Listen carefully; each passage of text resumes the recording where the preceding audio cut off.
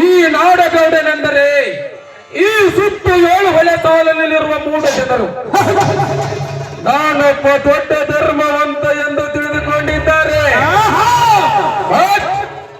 ನನ್ನ ಕಣ್ಣಲ್ಲಿ ಕಾಣುತ್ತಿರುವುದು ಬಡ ರೈತರ ಮನೆಯನ್ನು ಮುರಿಯುವ ಕುಟುಂಬದ ಕಿಚ್ಚ.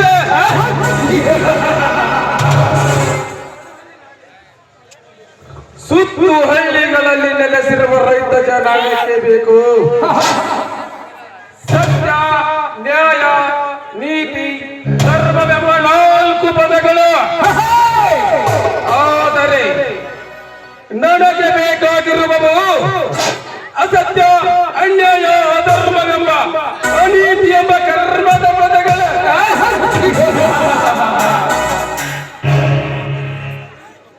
ದೇಸಾಯಿ, ನೀನೊಬ್ಬ ಧರ್ಮದ ಹುಲಿಯೆಂದು ಧರ್ಮರಾಜನಂತೆ ಧರ್ಮ ಪೀಠದಲ್ಲಿ ಕುಳಿತುಕೊಂಡು ನ್ಯಾಯ ಹೇಳುವ ನಿನ್ನ ಸ್ಥಾನಕ್ಕೆ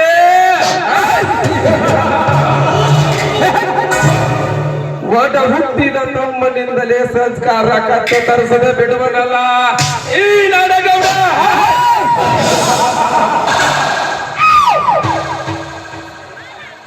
ದೇಸಾಯಿ, ಆ ನಿನ್ನ ಆಳುಮಗ ಸಿಂಧೂರನಿಂದ ನನ್ನ ಪ್ರತಿಯೊಂದು ಕೆಲಸಕ್ಕೆ ಅಡ್ಡಗೋಡೆ ಮಾಡಿಸಿ ಗರುಡರಂತೆ ಗುಡುಗು ಹಾಕಿಸಿದೆಯಲ್ಲ, ಹಾಕಿಸು. ಒಬ್ಬ ವಾಲಿಕಾರ ಕೊಂಡಿ ಈ ನಾಡಗೌಡನ ವಿರುದ್ಧ ತಲೆ ಎತ್ತಿ ನಡೆಯಬೇಕಾದರೆ ನಿನ್ನ ಬಲವೇ ಅವನಿಗೆ ರಕ್ಷಣೆ.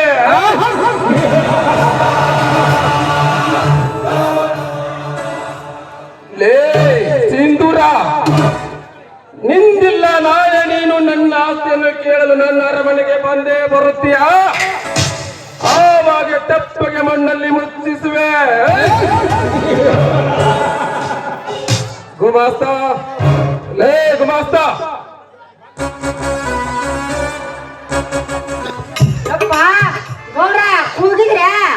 ನಿನ್ನ ಕೂಗಲಾರದೆ ಚಂದುಳ್ಳ ಚೆಲುವೆ ನಿನ್ನ ಮಗಳನ್ನ ಕೂಗಾಗದೆ ಬೇರಲೇ. ಆ ಶರತ್ ದೇಸಾಯಿ ಎಲ್ಲಿಯೇ ಇದ್ದರು ಬೇಗನೆ ಕರೆದುಕೊಂಡು ಬಾ ಅಂತ ಹೇಳಿದ್ದೆ. ನೀವು ಹೇಳುದು ಕರೆನ, ಆದ್ರ ಧ್ವನಿ ಯಾ ಸುಳಿ ಮನ್ಯಾಗ ಅನ್ನೋದು ಯಾರಿಗೆ ಗೊತ್ತ್ರಿ?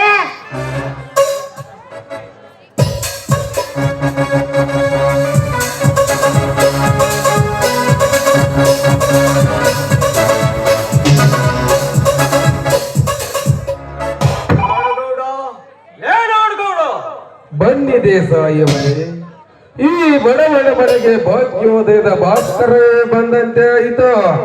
ನೋಡು ನೋಡು ಗೌಡ, ಈ ಸುತ್ತು ಹಳ್ಳಿಗಳಲ್ಲಿ ನಮ್ಮ ದೇಶದ ಮನೆತನ ಎಂತೂ ಎಂದು ಇಡೀ ಸಮಾಜಕ್ಕೆ ಗೊತ್ತು. ಬಡವರ, ದೀನ ದಲಿತರ, ರೈತಾಪಿಯ ಜನಗಳ ನ್ಯಾಯ ಅನ್ಯಾಯ ಹೇಳುವ ಧರ್ಮ ಪೀಠದ ಮನೆ.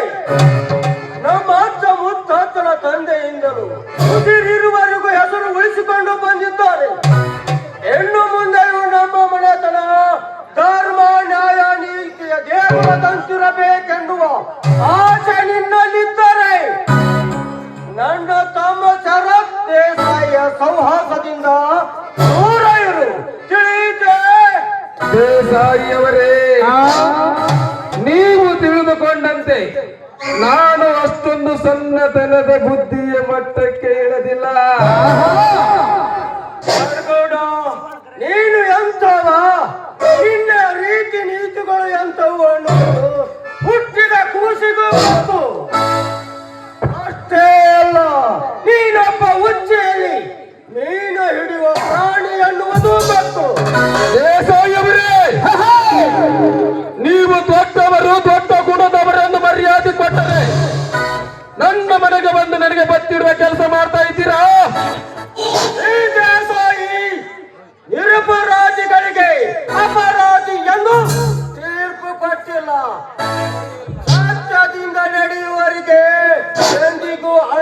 ಪಟ್ಟ ಕಟ್ಟಿಲ್ಲ. ನಾಡುಗೌಡ, ಒಂದು ಮಾತು ಹೇಳುತ್ತೇನೆ. ನನ್ನ ತಮ್ಮ ಶರತ್ ದೇಸಾಯಿಯ ಸಂಹಾಸದಿಂದ ನಿನ್ನ ತಪ್ಪು ದಾರಿ ತುಳಿತಾ ಇದ್ದಾನೆ. ಅದು ನಿನಗೂ ಒಳ್ಳೆಯದಲ್ಲ, ನನಗೂ ಒಳ್ಳೆಯದಲ್ಲ. ತಿಳಿದುಕೋ. ದೇಸಾಯಿ, ಮನೆಯಲ್ಲಿ ತಮ್ಮನಿಗೆ ಪೆಟ್ಟು ಕೊಟ್ಟು ಬುದ್ಧಿ ಹೇಳುವುದನ್ನು ಬಿಟ್ಟು ಇಲ್ಲಿ ಮತ್ತೊಬ್ಬರನ್ನು ಹೆದರಿಸಲು ಬಂದಿರುವಿರಿಯಲ್ಲ, ಇದು ಸರಿನಾ? ಇದು ಸರಿ ತಪ್ಪಿನ ವಿಚಾರವಲ್ಲ ನಾಡಗೌಡ. ಪ್ರತಿಷ್ಠಿತವಾದ ಒಂದು ಮನೆತನದ ವಿಚಾರ. ಮಂಗ ಕಾನು ಕಡುವುದಲ್ಲದೆ ಇಡೀ ಬಾಳೆವನವನ್ನೇ ಕಡಿಸಿದಲ್ವ ಗಾದೆ ಬೆಳಿಗ್ಯ. ಮನೆಯಲ್ಲಿರುವ ಡೊಂಕು ತಿದ್ದದವನು ದೇಶದ ಡೊಂಕಲು ತಿದ್ದಲು ಸಾಧ್ಯ ಎನ್ನುವ ಗಾದೆ ಕೇಳಿದ್ದೀರಾ ದೇಸಾಯವರೇ? ನಾಡಗೌಡ, ಕೆಲವರಕ್ಕೆ ಮಾತುಗಳನ್ನು ನಿಲ್ಲಿಸು. ನಾನು ಹೇಳಿ ಹೋಗುವ ಮಾತನ್ನು ಜಾಪದಲ್ಲಿಟ್ಟಿಕೋ. ಈ ಸುತ್ತು 7 ಹೊರ ಸಾಲಿನಲ್ಲಿ ನಮ್ಮ ದೇಶದ ಮನೆತನ ಎಂತದ್ದು ಎಂದು ಸತ್ಯ ನ್ಯಾಯ ನೀತಿಯ ಸ್ಥಾನವಾಗಿದೆ. ಆ ಗೌರವ ಶಿಖರಕ್ಕೆ ನಿನ್ನಿಂದಾಗಲಿ ನನ್ನ ತಮ್ಮನಿಂದಾಗಲಿ ಗರ್ವ ತುಂಬಿದ ಮನೆಯ ಮಾನ ಕುಸಿದು ಬದಲುವಾಗುವ ಸಂದರ್ಭ ಬಂದರೆ ನಾನೇ ನಿಮ್ಮ ಪಾಲಿಗೆ ಯಮಗಂಡನಾಗುತ್ತೇನೆ. ಕುಶ ಬರ್ತೀನಿ.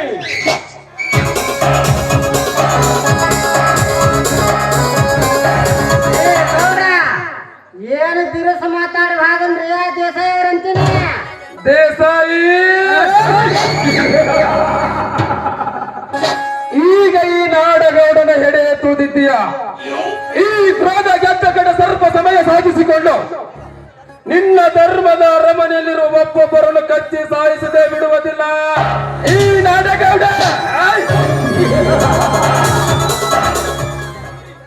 ದೇಸಾಯಿ, ಫೆಬ್ರವರಿ 15ನೇ ತಾರೀಕು ನಡೆದ ICC ವರ್ಲ್ಡ್ ಕಪ್ ಮ್ಯಾಚಿನಲ್ಲಿ ಇಂಡಿಯಾ ಪಾಕ್ ವಾರ್ ನಡೆದಂತೆ ಇಂದಿನಿಂದಲೇ ನಿನ್ನ ಧರ್ಮದ ಅರಮನೆ ಮೇಲೆ ನನ್ನ ನಾಟಕಕಾರ ಸ್ಥಾನ ಪ್ರಾರಂಭ.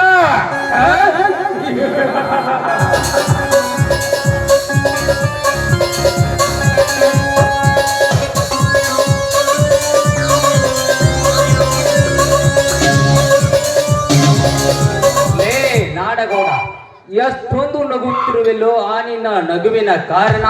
ಬಾಸರದ್ದೇ ಸಾಯಿಬ, ಮಾನವ ಈ ಸಮಾಜದಲ್ಲಿ ದೊಡ್ಡ ಸ್ಥಾನ ಅಲಂಕರಿಸಬೇಕಾದರೆ ಯಾವುದಾದರೂ ಒಂದು 2 ನಂಬರ್ ಗೇಮ್ ಆಟ ಆಡಲೇಬೇಕು ಅಲ್ಲವೇ? ಅಂದರೆ ನನಗ ತಿಳಿಯಲಿಲ್ಲ.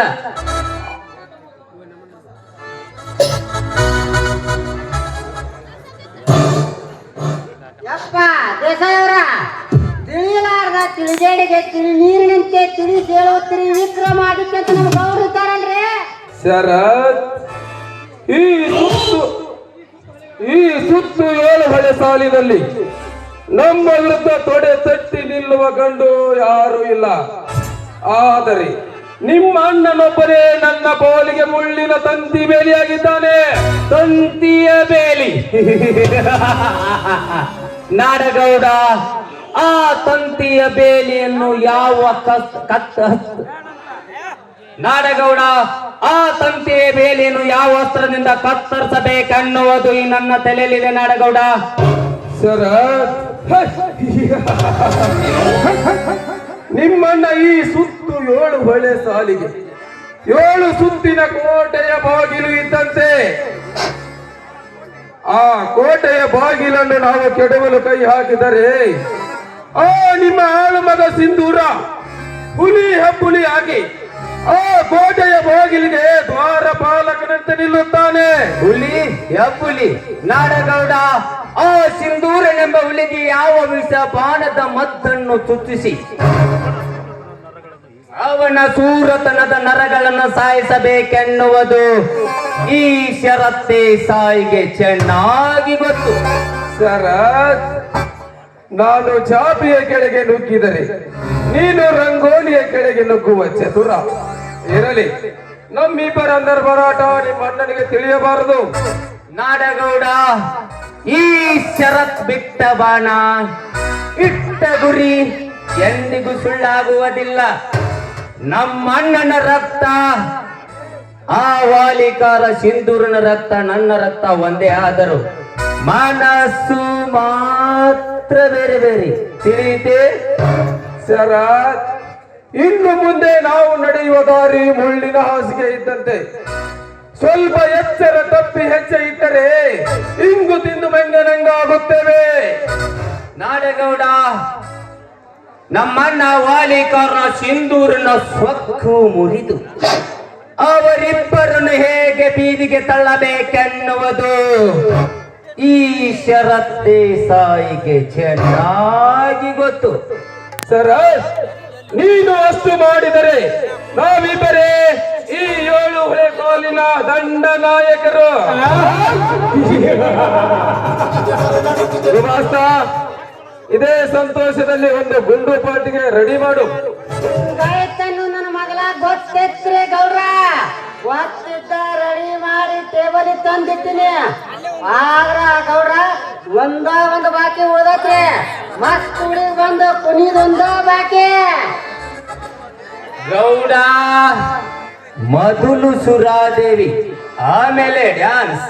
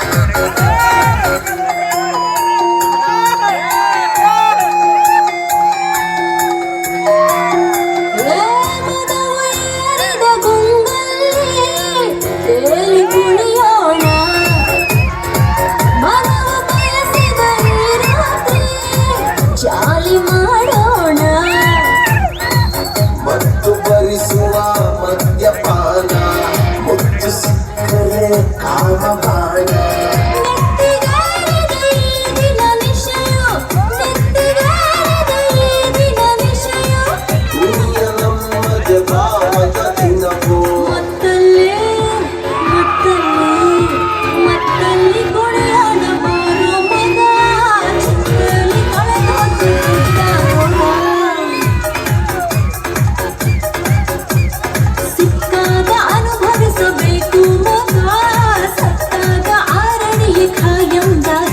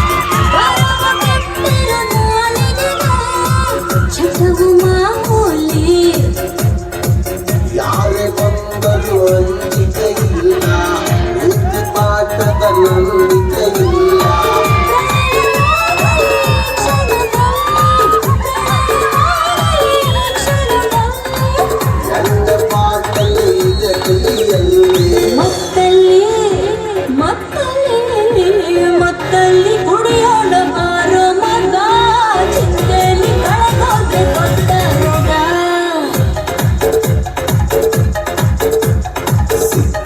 ಅನುಭವಿಸಬೇಕು ಮಗ ಸತ್ತಾಗ ಆರಡಿಗೆ ಕಾಯವ್ಯಾಗ ನಾಳೆಯ ಭರವಸೆ ಬೇಡ ನೀರಿನ ಸ್ವತ್ತವು ನೋಡ ನಾಳೆಯ ಭರವಸೆ ಬೇಡ ನೀರಿನ ಸ್ವತ್ತವು ನೋಡ